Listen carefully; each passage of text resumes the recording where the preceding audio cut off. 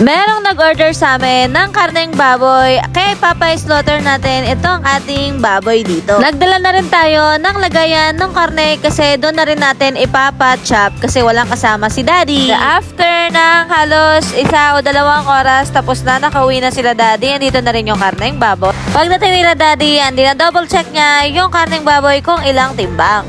And ibababa lang natin kasi darating yung customer natin na nag-order. Pili and magtitimbang nung gusto niyang parts.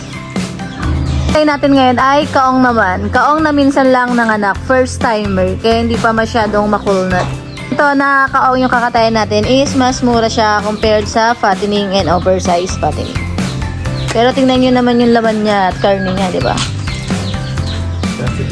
Quality.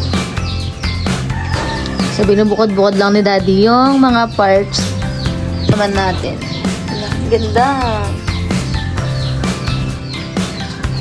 Ating karne, ayan, nailatag na. Ito yung paa, ulo, pork chop, kasim, andun yung buto-buto, arts ng laman, and liempo naman yun sa dulo. O, diba? Maliit lang to na itong pinarte natin.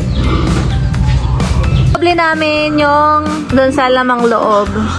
Nilinisan na yan sa water pero ulitin lang namin para talagang malinis yung mga lamang loob ng ating pina-i-deliver. Tumawag yung customer natin. Ang sabi niya ay kukunin na niya lahat ng karneng baboy at doon na lang natin i-deliver sa bahay nila dahil siya na ang magtitimbang. Yan, dina-double check na lang ni Daddy para alam niya kung magkano yung bawat parts. Pork chop.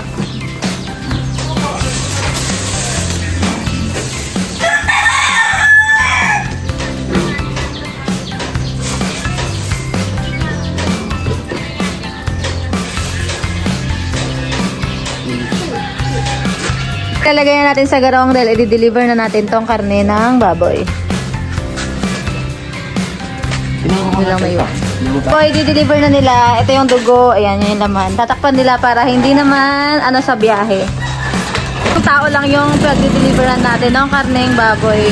So, reseller natin. Nag-order siya ng karneng baboy. That's it for today. Thank you for watching. Bye!